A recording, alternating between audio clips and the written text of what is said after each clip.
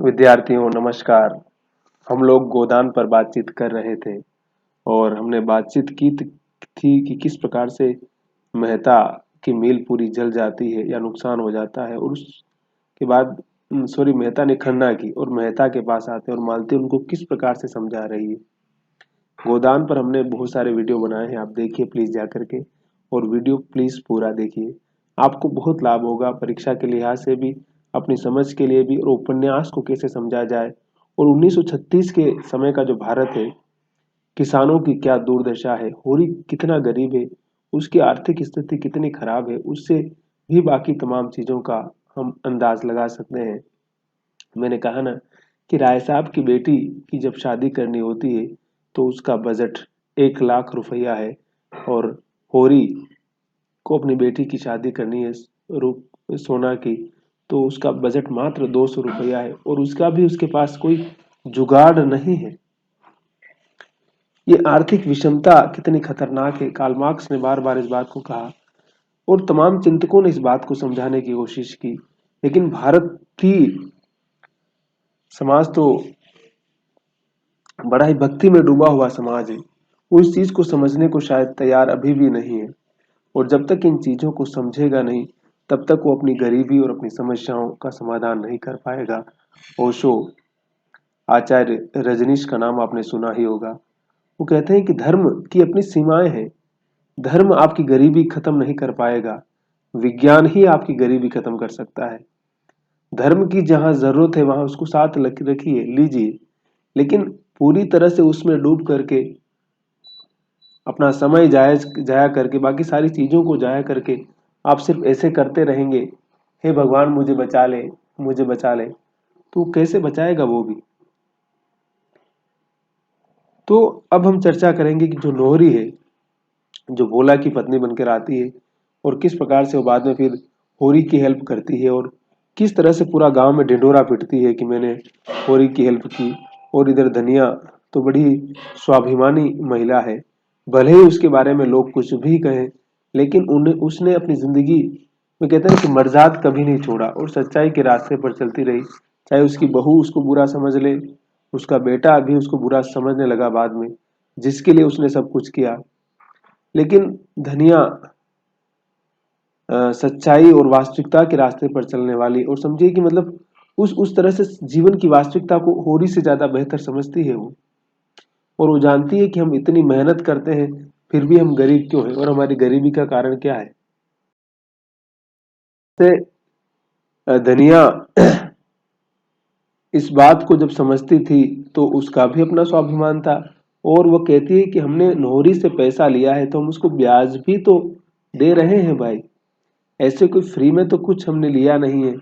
और जब हमने फ्री में कुछ भी नहीं लिया, कुछ भी ग्रहण नहीं किया है, तो फिर हम उसका एहसान क्यों माने भला। और हमें उसका एहसान मानने की क्या आवश्यकता है। हम उस तरह से न उसका एहसान मानना चाहते हैं न किसी का एहसान मानेंगे। तो उन सारी चीजों को भी वो बकायदा दर्ज करती है, स्पष्ट करती है। और उस इस सिलसिले में, उस स्थिति में आगे क्या होता है, पूरे गांव में वो तो ढिंढोरा पीटती है कि मैंने सबकी हेल्प की। और भोला की स्थिति ये रही है कि अब वो न घर का रहा न घाट का रहा, क्योंकि नौहरी ने उसको इस प्रकार से घुमा दिया पूरी तरह से ना, कि उसके वजूद को ही जैसे खत्म कर दिया। पहले उसके पास पैसा था, घर बार था, इतनी सारी गायें थी, दूध बेचता था, लेकिन अब घर से भी निकल गया और अब सिर्फ कोई मजदूरी मजदूरी करके अपना काम चलाता है। तो कहते हैं ना कि समय पुरुष बलवान होता है, परिस्थितियां किस प्रकार से तमाम चीजों का डिसीजन करती है, निर्णय करती है। तो भोला के साथ भी एक छोटी सी गलती किस प्रकार से उसको कहां से कहां पहुंचा देती है। और अब वापस भोला होरी के पास आता है, होरी को अपना दुखड़ा रोता है, लेकिन होरी इसमें क्या कर सकता, होरी के पास तो कुछ था भी नहीं। होरी तो खुद भी आर्थिक दुर्दशा का शिकार था। और इधर क्या होता है मातादीन ने होरी को अपना नौकर बना लिया है, अपना मजदूर बना लिया है, तो उसकी वसूली करता है।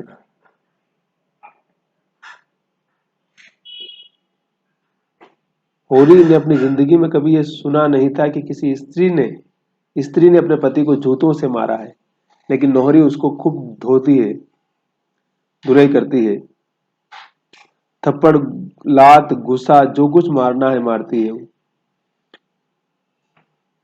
और कहते हैं ना कि वो सारी लाज शर्म सब कुछ छोड़ छाड़ के भोला की वो दुर्दशा करती है कि भोला भी उसको सारी उम्र, सारी जिंदगी समझे कि याद करता रहे या याद करता है। और नोहरी, और इधर कौन है, इधर चमारिन सिलिया है।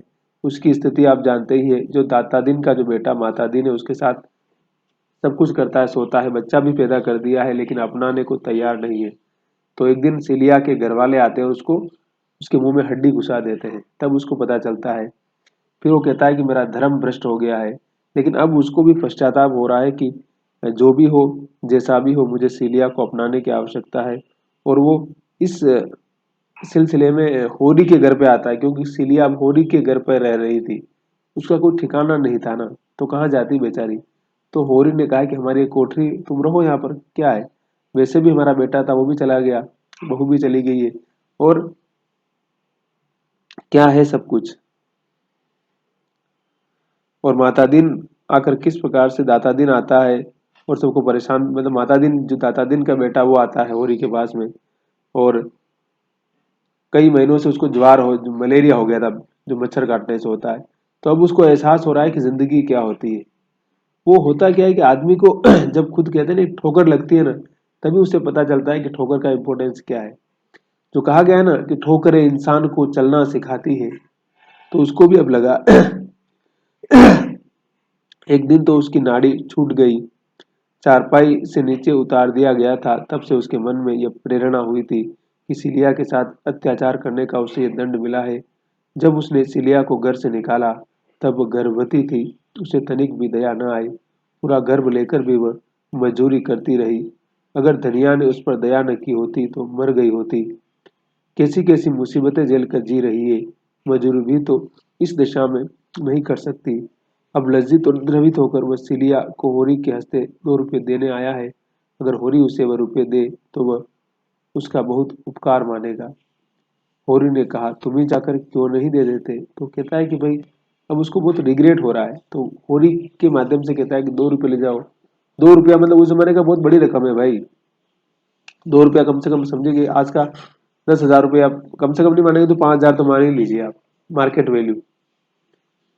है ना। तो उस सारी चीज को जब समझते हैं, उस सारी दृष्टि को समझेंगे, तो बहुत सारी चीजें मैंने कहा ना कि पता हमें चलती चली जाएगी।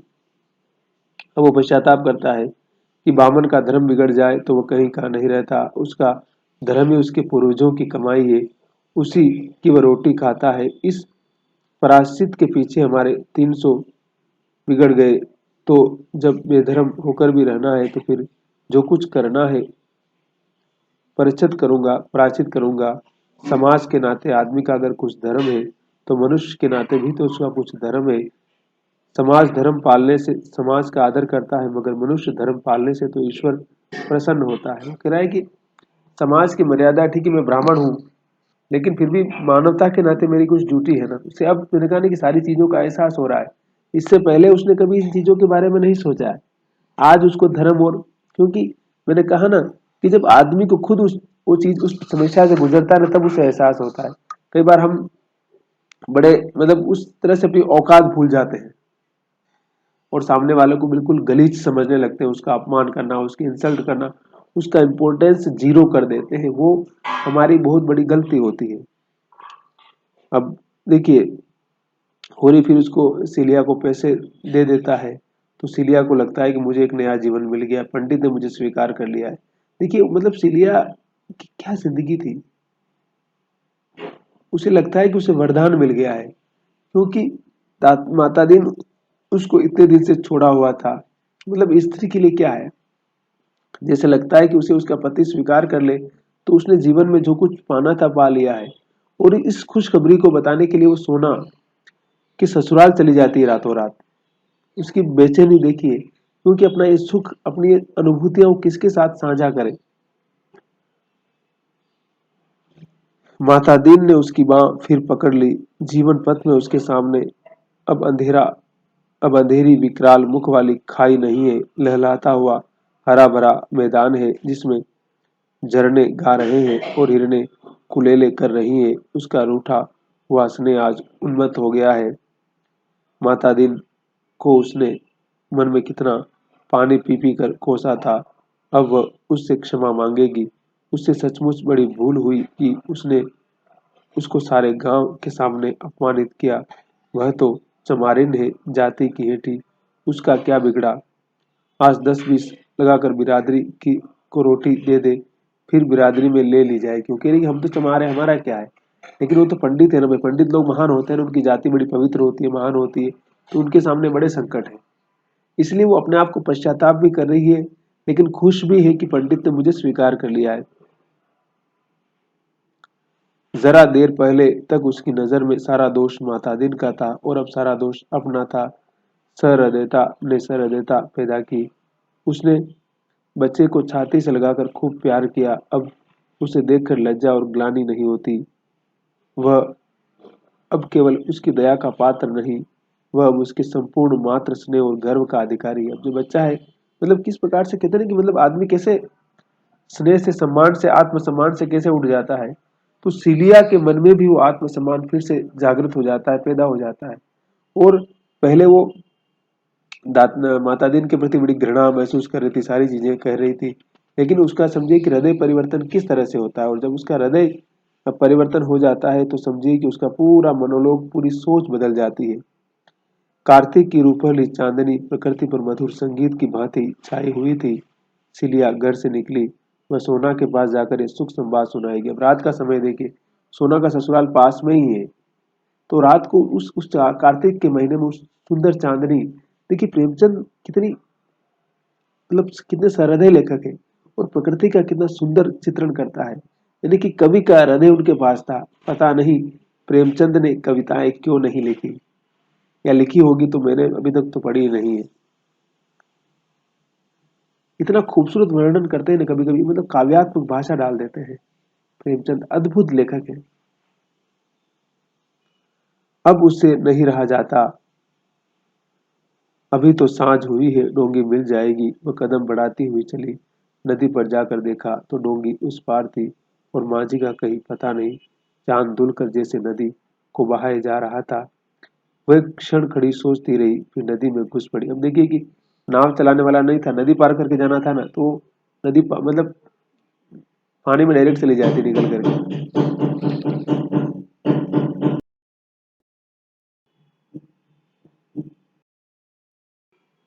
अब सिल्लो या सिलिया अपने दोस्त से मिलने के लिए रात में ही रवाना हो जाती है, और किस तरह से नदी पार करके उसके घर पहुंचती है। लेकिन रात का समय हर किसी को असहज लग सकता है, लेकिन कोई अगर हमारा आदमी इस प्रकार से हमें मिलने के लिए आया है, तो उसका हमें रिस्पेक्ट भी करना चाहिए। सोना शायद उसकी इंसल्ट भी कर देती है, लेकिन क्या करें।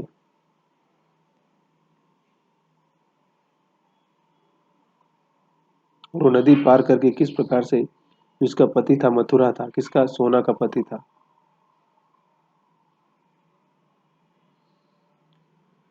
मथुरा उसे अंदर ले गया, और परोठे में अंधेरा था। उसने सिलिया का हाथ पकड़कर अपनी ओर खींचा। सिलिया ने झटके से हाथ छुड़ा लिया और रोब से बोली, देखो मथुरा, छोड़ोगे तो मैं सोना से कह दूंगी तुम मेरे छोटे बहनोई हो। यह समझ लो, मालूम होता है सोना से मन नहीं पड़ता। मथुरा ने उसकी कमर में हाथ डालकर कहा, तुम बहुत निष्ठुर हो सिलो, इस वक्त कौन देखता है।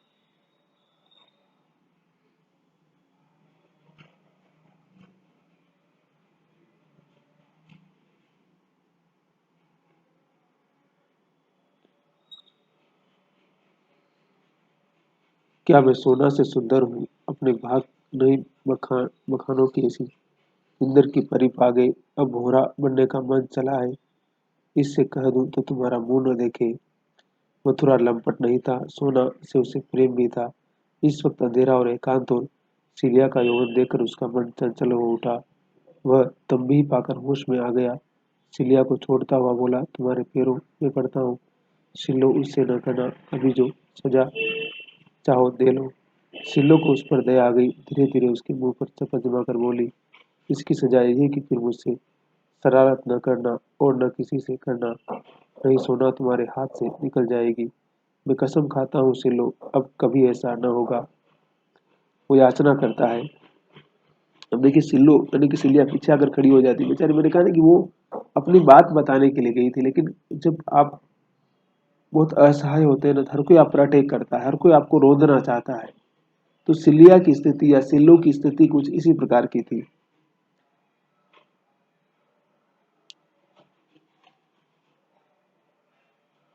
क्या करती वो सिलिया की दोस्त रूपा सोना भी आ जाती है और उससे मुलाकात भी हो जाती है, लेकिन क्या बोलती है? सोना उठकर आंगन में आ गई थी। सोने कहाँ के रगड़े आ गए। जब दोस्त से मिलने पहुंचती है बेचारी, तो वहां पर भी दोस्त को लगता है कि कुछ गड़बड़ हो गया है, ये मेरे पति पर लाइन मार रही है, और इस प्रकार से तमाम तरह की चीजें यहाँ होती है, और सोना भी उस पर शक करने लगती है। वास्तव में सोना को उसका आना बुरा लग रहा था। वह समय उसकी प्रेम कीड़ा और हास विलास का था। सिल्लो तो उसमें बाधक होकर जैसे सामने परोसी हुई थाली खींच ली थी, और वो संज्ञाहीन थी बेचारी। सिल्लो निसंग सी भूमि की ओर ताक रही थी। धरती क्यों नहीं फट जाती कि उसमें समा जाए। इतना अपमान उसने अपने इतने ही जीवन में बहुत अपमान सहा था, बहुत दुर्दशा देखी थी, लेकिन आज यह फांस जिस तरह उसके अंतःकरण में चुभ गई, वैसी कभी कोई बात न चुभी थी। गुड़ घर के अंदर मटकों में बंद रखा हुआ हो तो कितना ही मूसलाधार पानी बरसे कोई हानि नहीं होगी, पर जिस वक्त वह धूप में सूखने के लिए बाहर फैलाया गया हो, उस वक्त तो पानी का एक छींटा भी उसका सर्वनाश कर देगा। सिलिया के अंतःकरण की सारी कोमल भावनाएं इस वक्त मुंह खोले बैठी हुई थी कि आकाश से अमृत वर्षा होगी। वर्षा क्या, अमृत के बदले विष, और सिलिया के रोम रोम में दौड़ गया। सर्पदंश के समान लहरें आई। गर्भ में उपवास करके सो रहना और बात है, लेकिन पंगत से उठा दिया जाना तो खूब मरने ही की बात है। सिलिया को यहाँ एक क्षण ठहरना भी असहाय हो गया, जैसे कोई उसका गला दबाए हुए हो। वह कुछ न कुछ कुछ न सकी। सोना के मन में क्या है, वह भांप रही थी। वह बाबी में बैठा हुआ सांप कहीं बाहर न निकल आए, इससे पहले ही वह वहां से भाग जाना चाहती थी। कैसे भागे, क्या बहाना करे, उसके प्राण क्यों नहीं निकल जाते। मतलब बेचारी बहुत ज्यादा धर्म संकट में फंस जाती है। मथुरा ने भंडारे की कूंची उठा ली और सिलिया के जलपान के लिए कुछ निकाल लाए। कर्तव्य विमूढ़ सा खड़ा था। इधर सिल्लो की सांस टंगी हुई थी, मानो सिर पर तलवार लटक रही हो। सोना की दृष्टि में सबसे बड़ा पाप किसी पुरुष का पर स्त्री और स्त्री का पर पुरुष की ओर ताकना था। इस अपराध के लिए उसके यहाँ कोई क्षमा न थी। चोरी, हत्या, जाल, कोई अपराध इतना भीषण न था। हंसी दिलगी को वह बुरा न समझती थी, अगर खुले हुए रूप में हो। लुके छुपे की हंसी दिलगी को भी वह है समझती थी। छुटपन से ही वह बहुत सी रीति की बातें जानने और समझने लगी थी। होरी को जब कभी हाट से घर आने में देर होती और धनिया को पता लग जाता था कि वह दुलारी सावन की दुकान पर गया है, चाहे तंबाकू लेने ही क्यों न गया हो, तो वह कई कई दिन तक होरी से बोलती न थी और न घर का काम करती थी। एक बार इसी बात पर वह अपने नहर भाग गई थी।